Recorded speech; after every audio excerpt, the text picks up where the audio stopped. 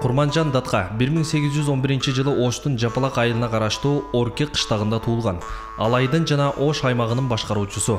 Муңгуш уруусунун Жапалак уругунан. 1838-жылы Курманжан 25 жашында Адигине уруусунун бии Алымбек Датка менен кокусунан жолугуп, көп узабай аны менен тагдырын кошкон. 1862-жылы Кокон хан сарайындагы козголоңчулар тарабынан Алымбек Датка өлтүрүлгөндөн кийин алайдагы башкарууну Курманжан биротоло өз колуна алган. Ошол эле жылы Курманжанга Датка наамы ыйгарылган. Генерал Скабалеев Курманжан Датканы сый-урмат менен тосуп алып, аны алтын чөйчөктү белекке берип, парча чапан жапкан. Курманжан Датка туткун абалына карабастан өзүн салабаттуу кармап, акылдуу жана терең сөздөрү менен таң калтыргандыктан генерал Скабалеев орус бийликтерине Курманжан Датка жөнүндө маалымдаган. Рапортторунда ага Алай ханышасы деген наам ылайыккелерин жазган. Согуш министри генерал Кропоткиндин катында 1901-жылы 1-декабрда император Николай II асыл таштуу шакекти Курманжан Даткага белек катары берип жибергендиги маалымдайт. 1895-жылы уулу Камчыбек дарга асылган мезгилде куралчан орус жазалоочуларынын элди кырып жиберүүсүнөн кооптонуп, тагдырга моюн сунууга аргасыз болгон. Россия колониялык бийликтеринин адилеттүүлүгүнөн үмүтүн таптакыр үзгөн жана 20-кылымдын башында саясатка аралашпай калган. 1907-жылдын 1-февралында Оштун жанындагы Мады кыштагында көз жумуп, сөөгү Оштогу Сары мазарга коюлган.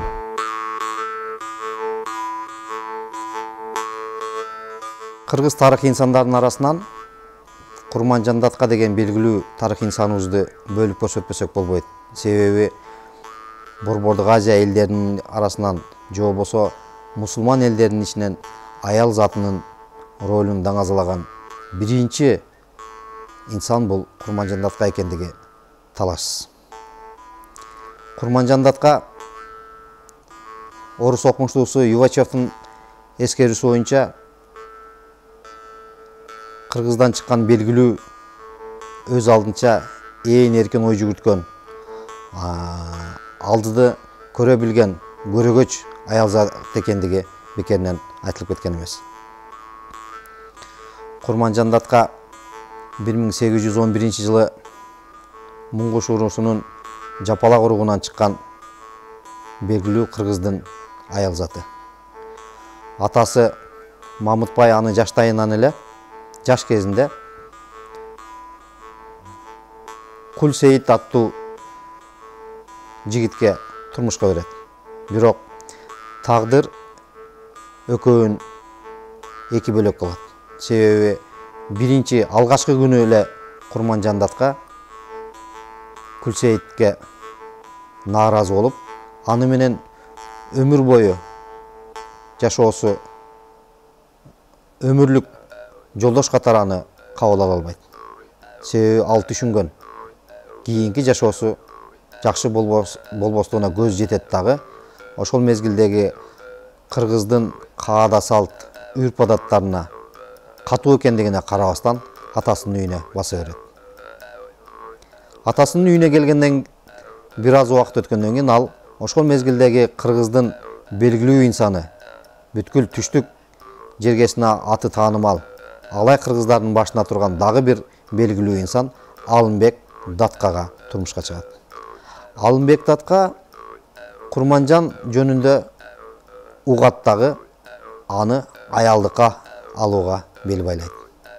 Ошентип 1832-жылы Алымбек Датка Курманжанга баш кошот. Бүгүнкү күндө көптөгөн тарыхчылар Курманжан Датка эгерде Алымбек Даткага турмушка чыкпаса, анын тагдыры бөлөкчө болмок деген ойлорун айтып келишет. Жок, тескерисинче Курманжан Датканын жаш кезинен эле зирек, акылдуу, көрөгөч, алдыны көрө билген мыкты инсан экен деген эч ким тана албайт. Курманжан датка өлкөнүн саясий окуяларына, кокон бийликтеринин аракеттерине күйөөсү Алымбек менен катар эле аралашып баштаган. Жаштайынан тың, акыл эси, ой туюму башкалардан өзгөчө болуп, чечкиндүүлүгү менен айырмаланат. Күчтүү эркектин артында андан күчтүү аял турат дегендей, Курманжан тез эле элге алынып, Алымбектин кеңешчисине айланат. Ордо жана коомдук иштерге аралашып, ошол кездин бийлик саясатын өзгөчө түшүнгөн. Алымбек датканы Нүзү өлгөндөн кийин аталыктын ордуна кыргыз элинен Курманжан демилгечи болуп жөнөтөт. Тактан баш тартып келе жаткан Алымбектин тизгинин буруп, элди ээришиткен эрен баш калкалап кете турган болсо, 5 тайпа журттун абалы эмне болот? Жүрөксүй тургандай артыңда эч кимиң болбосо бир жөн. Артыңда 5 уулуң, 5 Алымбек турбайбы деп кайра жөнөтөт.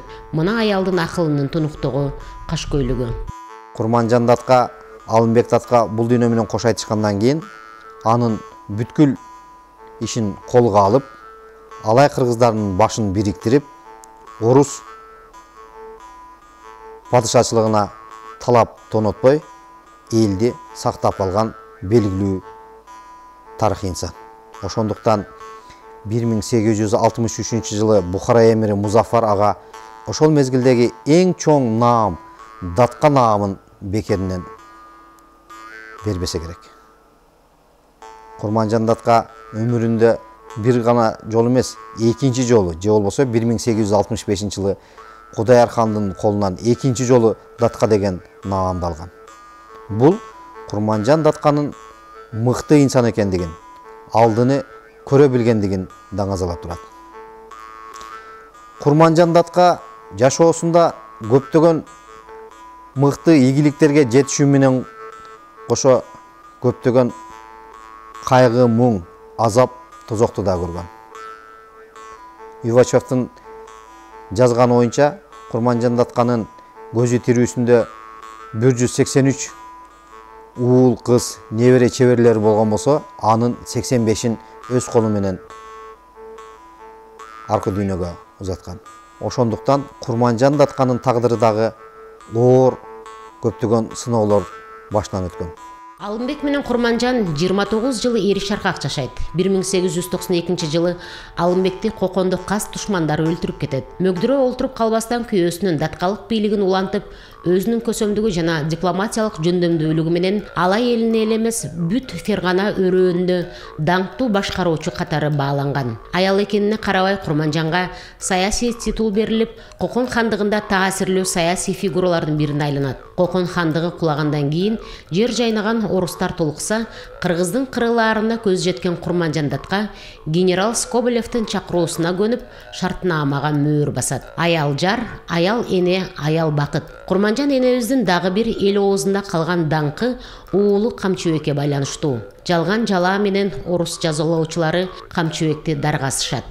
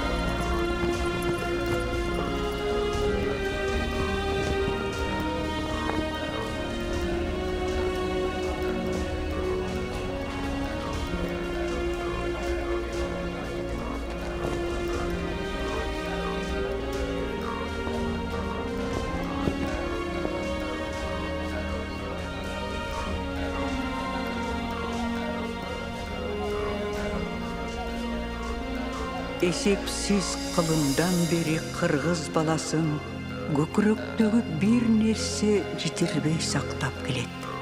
Ал мамлекетибизди кайра кайтарабыз деген улуу мүдө. Бул мүдө деп эченердин жаны учту. Эченененин көз жашы акты. Антсе да көкүрөктүк ой көнөрбөдү. Элибиз бул ыйык муратка жетиш үчүн али да узак жол басар.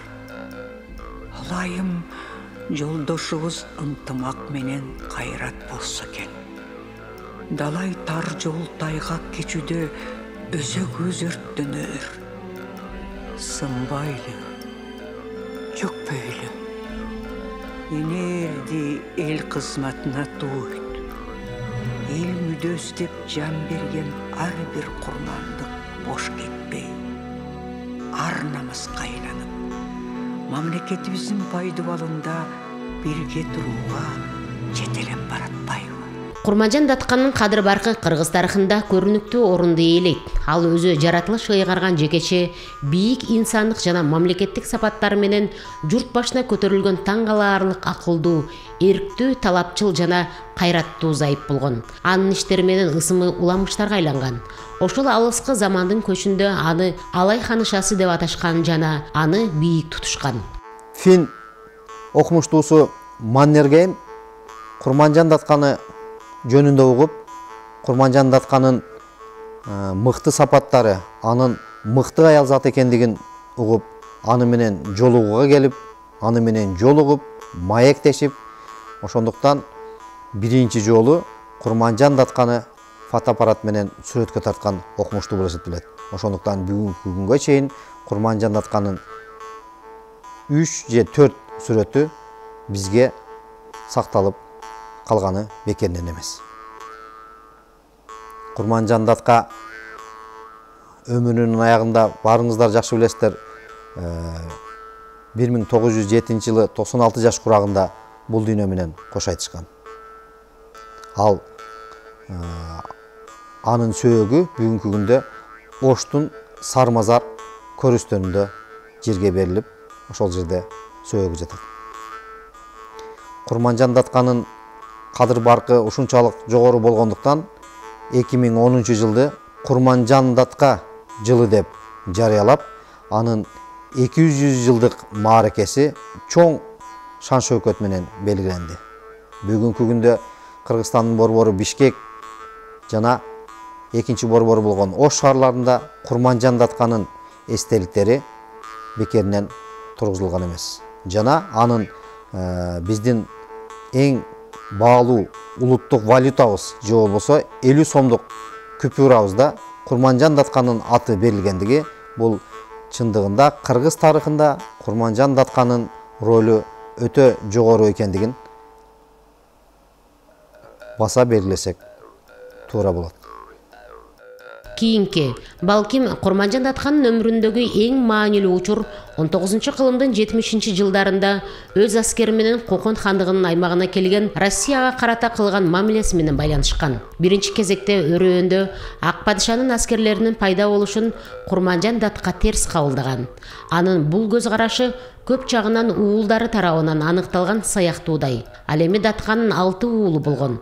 Алар тоого бекинип алып, өзгөчө улуу уулу Абдылдабек баштап Россиялык аскерлерге куралдуу каршылык көрсөтүшкөн. Курманжан Датканын Алайдагы кадыр баркын жакшы түшүнүү менен Фергананын биринчи аскер губернатору, Шипканын болочок баатыры, өзүнүн мейманын княгиня деп атаган генерал Скобелев аны бардык сый урматын көрсөтүп тосуп алган. Орус генералы ага: "О, эр жүрөк, тайманбас уулдардын энеси, мени да өзүмдүн уулум деп кабыл ал" деп айткан дешет. Бул чыгыш аялынын жүрөгүн жылытат. Ал аны уулдарына каршылык көрсөтүүнү токтотуу жөнүндөгү кат жазууга үгүттөйт. Курманжан Датка орус башкаруучулары менен андан ары мамиле түзүүдө акыл эстүүлүктү жана кыраакылыкты көрсөткөн.